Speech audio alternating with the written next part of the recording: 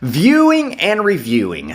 Good morning, everybody, and welcome to the Recovery Classroom. My name is Drew, and I am a recovering alcoholic. I was talking to Deb this morning, whom you've seen here on the Recovery Classroom morning monologues, and I was telling her how I've got monologues written for the next couple of days. I'm going to start a series, and I was planning on filming that today, filming anyway today, when I got a notification about a comment from a post that was made late last night asking for recovery-related topics. And our friend Amber, she responded and shared a great topic. And Amber, if I'm not mistaken, you and I met just last year, I believe it was. So I want to thank you personally again for putting that topic out there. I think it's a topic that we need to discuss more often and more frequently and actually apply in our day-to-day lives. It's this topic of being able to look back at how far we have come in recovery and using that as momentum to make our past unrecognizable.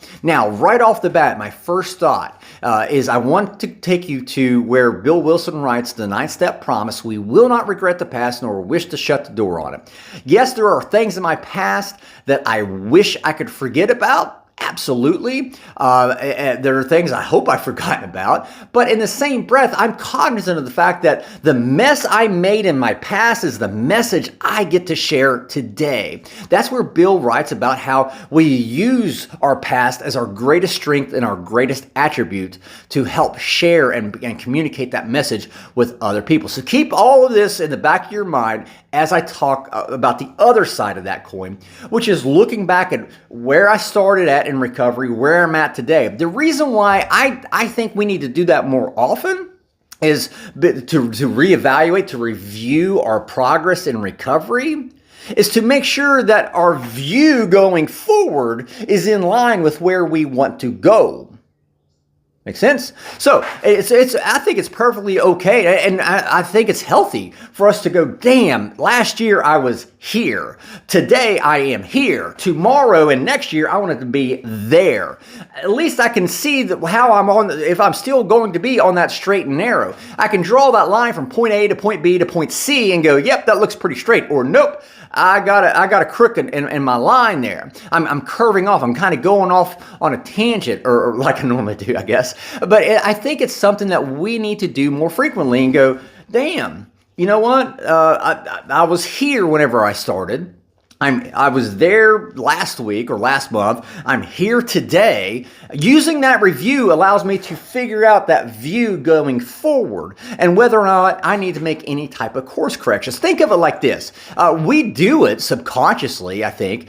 People do it, I should say, in the rooms, in recovery rooms, whenever they pick up a coin, their chip, right? Their sobriety or their key tag, right? That's a way for them to go, damn, I'm a year's clean. I'm a year sober. Damn, I'm 6 months sober. There is absolutely nothing wrong with that. I think back to a time when I was just a couple weeks sober, and I went to Gettysburg, and I was walking down Little Round Top, the southern end of the battlefield. I was going down this path, and I remember I got about halfway down, and I turned back up, and I looked, because I was thinking, I probably need to go back up. I probably need to go back to where I started from, right? And I turned back, and I looked back up to the top of the mountain, and I go, damn, why would I want to go back? It looks a lot more dangerous going back than what it does going forward. And again, I'm using that review to figure out, hey, this is the direction I need to go next. This is the next step I need to take. Absolutely nothing wrong. And I think, again, you should be patting yourself on the back. I want to be careful, though. I want you to be careful and make sure that we don't get complacent. A lot of times we'll start climbing that Mount Everest. We'll get about halfway up and we'll go, damn, yeah, we've come a pretty good way. Let's take a break. And the next thing you know, we stop. We don't want to stop that forward momentum.